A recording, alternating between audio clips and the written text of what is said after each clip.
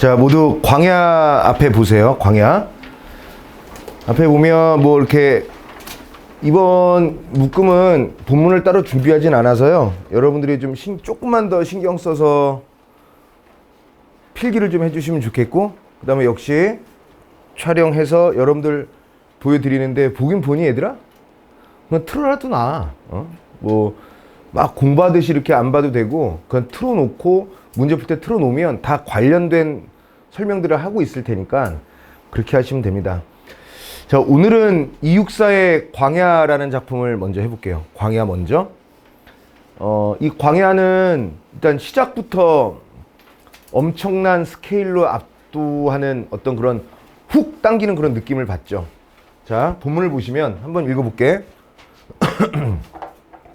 까마득한 날에 하늘이 처음 열리고, 스케일이 크죠. 그 다음에 어대 닭 우는 소리 들렸으랴.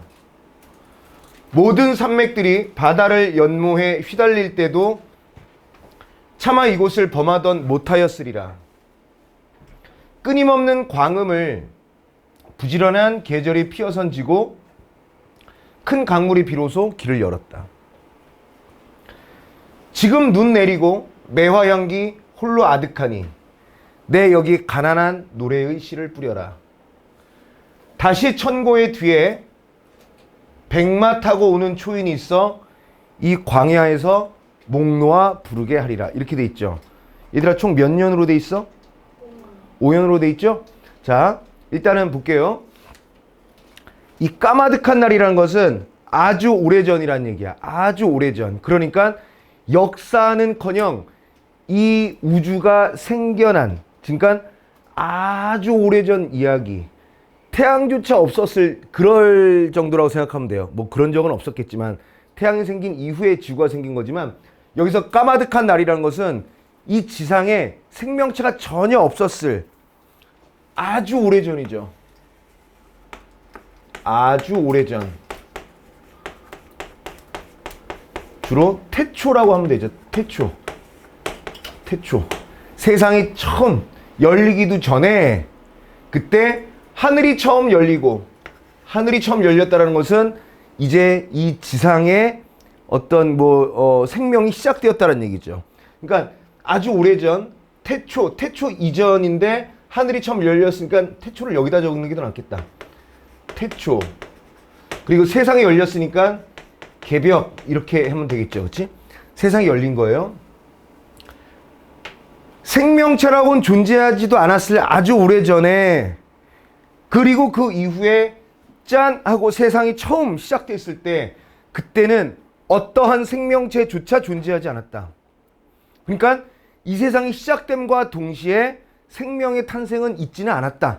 그러니까 다시 한번, 이 세상이 생겨났지만 아직도 여전히 어대 닭 우는 소리라고 했잖아요. 꽃기호라는 소리가 아니라 이거는 생명의 소리예요. 생명의 소리. 소리가 들렸으랴? 들렸다라는 거야? 안 들렸다라는 거예요. 그럼 뭔데?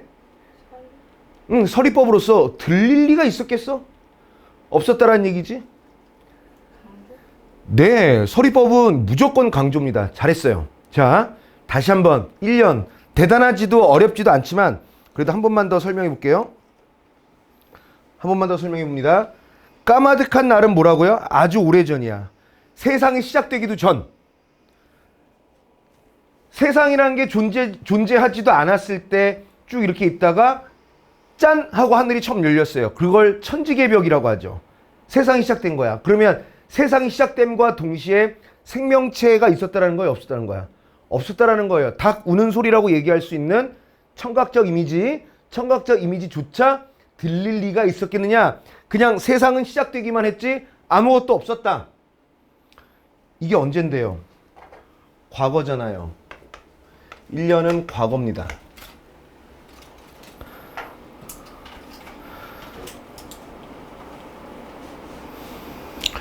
자, 생명의 소리도 들리지 않았을, 생명체가 존재하지도 않았을 그때는 역사의 시대야? 아니야. 생명체도 없었으니 인간도 없었겠죠? 인간이 없었으니 역사는 아직 시작되지 않았겠죠. 그쵸? 좋아요. 2연. 모든 산맥들이 바다를 연모해 휘달릴 때도 차마 이곳을 범하던 못하였으리라. 자, 한반도를 한번 대충 그려볼게요. 자, 한반도야. 한반도에 산맥이 이렇게 생겼죠. 여기는 서해바다, 여기는 동해바다, 여기는 남해바다. 우리는 반도 국가이기 때문에, 반도이기 때문에 삼면이 바다로 돼 있죠. 그치? 근데 여기에 산맥이 이렇게 있지 않냐, 우리나라에? 근데 얘가 뭐라고 했냐면, 모든 산맥들, 얘들아, 산맥들은 사람이야, 아니야? 사람이 아니죠. 근데 요 산맥들이 바다를 연모라는 것은 사랑하는 거예요. 자, 그럼 봐봐. 이 부분 이렇게 이해하면 돼요. 봐봐. 아무것도 없었다가도 이제 역사가 시작되고 그 다음에 새 생명이 이제 태어날 때 그때 산맥이 바다야 사랑해 하면서 이렇게 달린 거예요. 바다야 사랑해 하면서 산맥이 올라왔다라고 가정하는 거야. 너희들 모두 사랑해 사랑해 해서 이렇게 한반도에 산맥이 형성됐다라는 거죠. 그럼에도 불구하고 산맥이 아닌 이 광야는 차마 함부로 침범하지 못했을 거라는 거예요. 다시 한번. 그럼 이거 현재야 과거야 뭐야? 여전히 과거죠. 그치? 과거에 이제 생명이 생겨나고 모든 산맥들이 바다를 사랑해 라고 했다는 것은 이것은 역사 시작이라는 거죠. 역사 시작. 역사의 시작과 더불어서 산맥이 막 생겨나고 우리 역사의 터전의 모습을 우리 삶의 터전의 모습이 자리 잡아가던 그때 시기에도 차마 이곳이 당연히 뭐겠어요? 차마 이곳이란 것은 이 시의 제목이기도 한 광야가 되겠지. 광야는 이곳을 침범하지 못했을 거란 얘기야. 감히. 왜? 광야는 신성하니까. 이해됐죠? 그리고 요거 하나 더.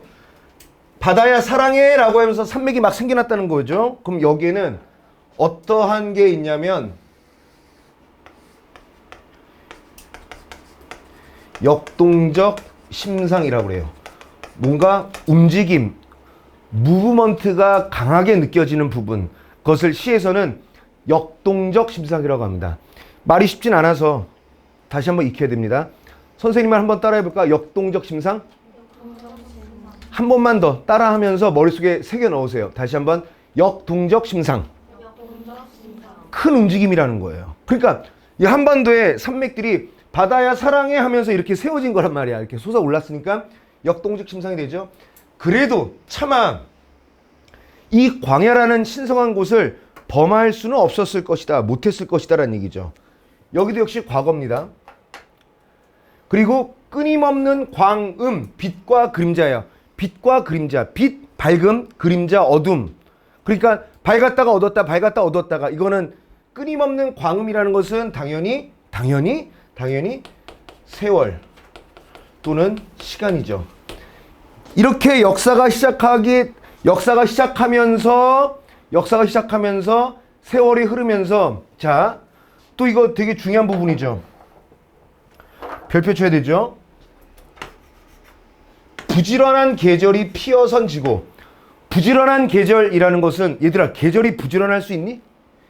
계절은 눈에 보이는 거야, 안 보이는 거야?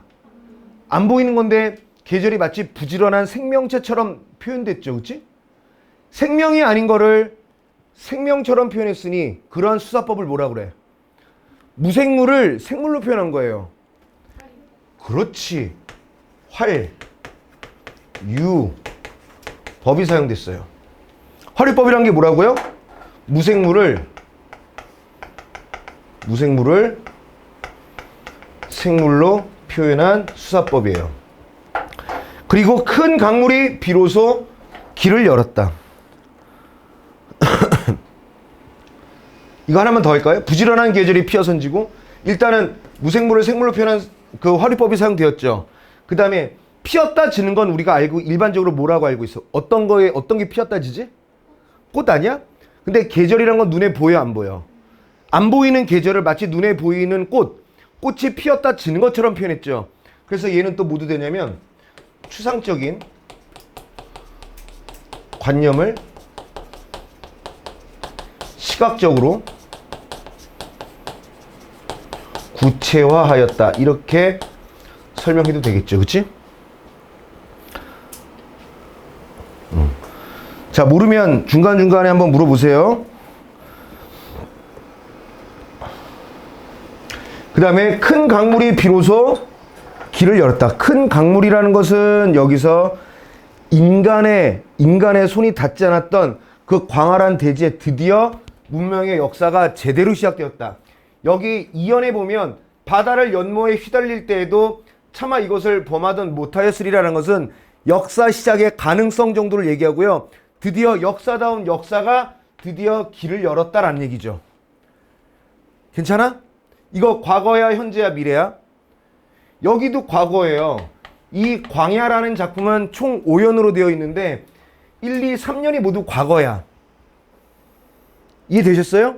다시 한번 1년 같은 경우는 아무것도 없었을 그 세상이라는 게 존재하지도 않았을 때 이후에 세상이 처음으로 생겨났는데 세상이 처음 생겨난 것을 하늘이 처음 열렸다라고 얘기했습니다.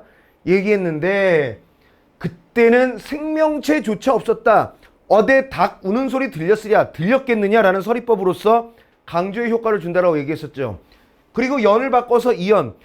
그때 이제 한반도가 형성이 되고 모든 산맥들이 바다를 연모에 막 휘달릴 때에도 이제 생명체 정도는 있을 듯한데 본격적인 역사가 시작되지는 않았어요. 하지만 역사가 생길 가능성 정도는 되는 거죠. 그리고 3년에 와서 그러면서 끊임없는 세월이 흘렀다가, 그러니까 세월이 마구 흐르면서 계절이 피었다 졌다 꽃으로 표현됐죠. 그 다음에 드디어 큰 강물, 작은 역사가 아니라 거대한 역사가 드디어 스타트했다 해서 어디까지 온 거야? 지금까지 온 거예요. 이렇게. 그래서 여기는 지금이란 걸 봤을 때 현재입니다. 현재. 사연은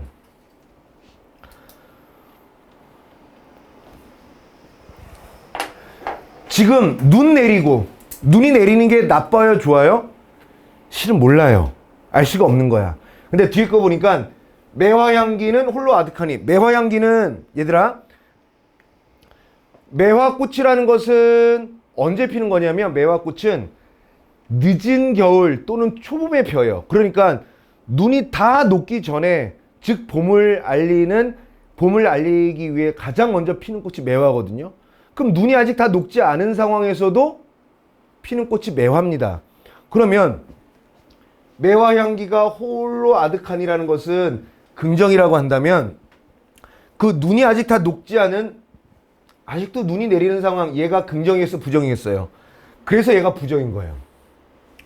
현재는 그래서 부정적 상황이에요. 그럼에도 불구하고 매화향기니까 감각으로 봤을 땐 얘는 후각이죠. 매화향기가 홀로 아득하니 난 여기 뭐 하겠다는 거야? 가난한 노래의 씨를 뿌리겠대요. 가난한 노래의 씨. 얘들아, 이것도 역시 추상적인 것을 구체화한 거죠. 추상적인 것을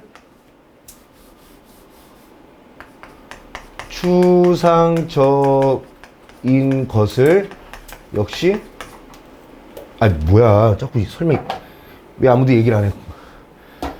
노래라는 것은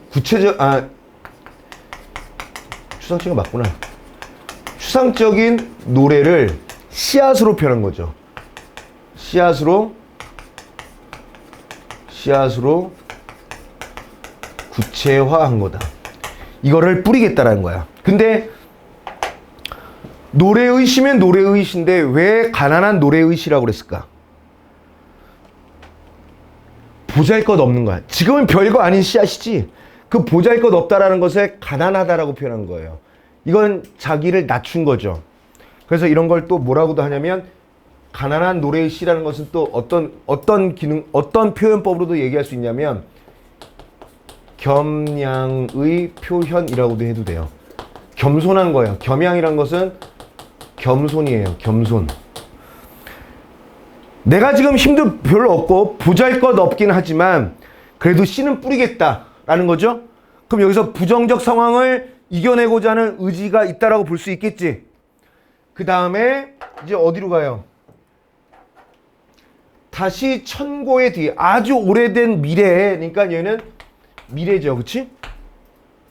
미래에는 내가 이렇게 현재는 보잘것없지만 이 노래의 씨를 뿌리게 된다면 이 노래가 먼 미래에 무럭무럭 자라서 백마 타고 오는 초인이 있을 거란 말이죠. 백마 타고 오는 초인에게 이 광야에서 목 놓아 부르게 하겠다는 얘기죠. 그럼 이 목 놓아 부르는 이 노래의 시작은 어디였어? 현재죠. 현재 그 노래를 부를 수 있게끔 씨를 미약하고 보잘것없고 힘도 없지만 이 가난한 노래의 씨를 내가 뿌리겠다. 그래서 이게 자라서 나중에 백마 타고 오는 초인, 이건 미래의 긍정의 대상이죠. 굳이 반영론적 입장으로 우리가 접근을 해보면 광복이 될 수도 있겠고요. 다시 한번. 반영론이라는 것은 이게 작품이 이렇게 있지.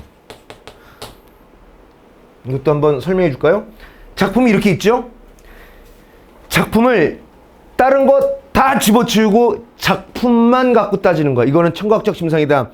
추상적인 것을 구체화했다. 화자는 이렇다. 대상은 이렇다. 다 차단하고 작품만 분석하는 감상 방법을 절대론적 감상 방법 또는 내재적 감상 방법이라고 하거든요.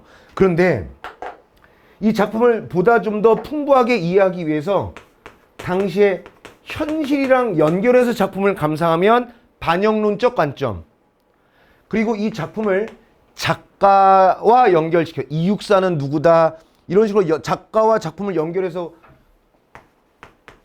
공부하는 방법을 감상하는 방법을 표현론적 관점이고요. 이 작품을 독자랑 연결, 나는 이걸 읽고 이 시를 감상하고 뭐를 알게 되었어, 깨닫게 되었어, 뭘 반성하게 되었어, 이렇게 작품과 독자를 연결하는 것을 효용론적 관점이라고 하는데, 이렇게 반영론적 관점으로 우리가 이 작품을 이해하면서 이 백마 타고 오는 초인을 보게 된다면, 이 백마 타고 오는 초인은 당시 시대적 상황과 연결지어 볼 때 광복의 의미가 돼요. 아직은 일제강점기이기 때문에.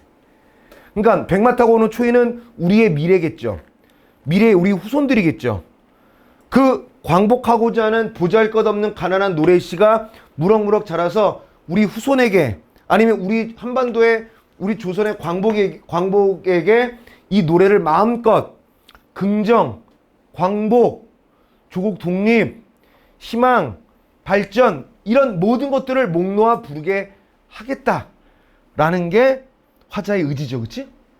그래서 1년부터 3년까지는 과거, 4년은 현재, 5년은 미래예요.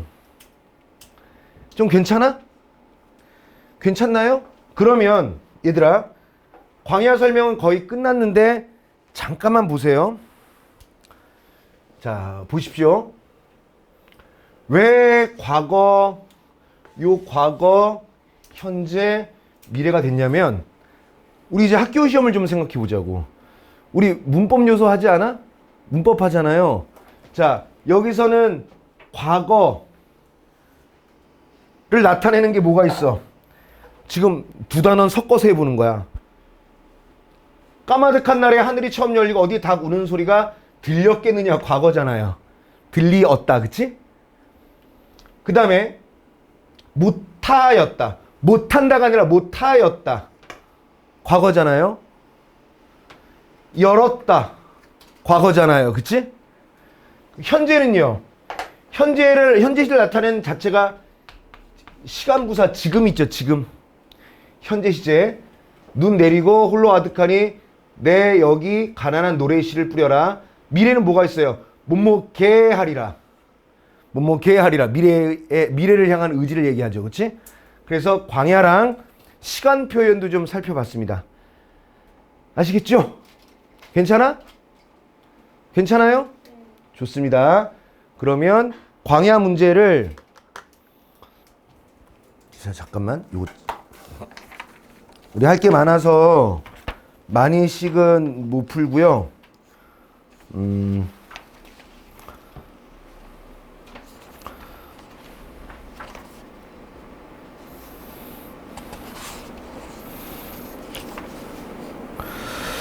24번까지만 풀어보세요. 24번까지.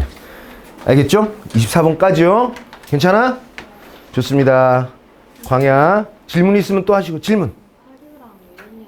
오케이. 자, 잠깐 멈춰봐봐. 지금 질문이 들어왔는데요.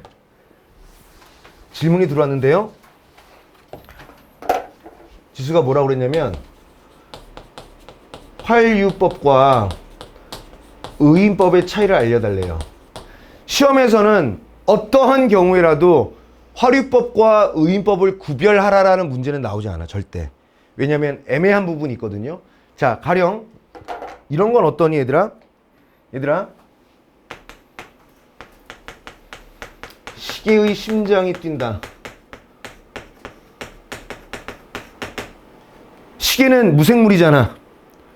심장은 사람만 있나? 동물들한테도 심장 있죠. 그럼 이거 무생물을 생물을 만들었죠. 근데 이 심장이 단순히 하트만 얘기하는 게 아니라 마음이 뛴다 라는 의미로 해석되면 활유법도 됨과 동시에 모두 돼. 의인법도 되는 거예요. 무슨 얘기인지 알겠지? 개념만을 확실히 쪼개서 알아두자고요. 활유법은 무생물을 생물로 만드는 게 활유법이고요. 의인법은 사람이 아닌 거를 사람으로 표현하는 게 의인법이에요. 근데 이 활유법과 의인법은 서로 중첩되는 경우가 되게 많습니다. 그래서 활유법인데 의인법이라고 했다. 의인법인데 활유법이라고 했다. 라고 문제는 낼 수가 없어요. 그럼 오류가 생길 가능성이 많아서 그렇게 아예 애초에 내질 않거든요. 괜찮아? 혹시 또 질문 있으신 분? 관심 없어요? 자, 아까 몇 번까지라고 했지? 24번까지라고 했나?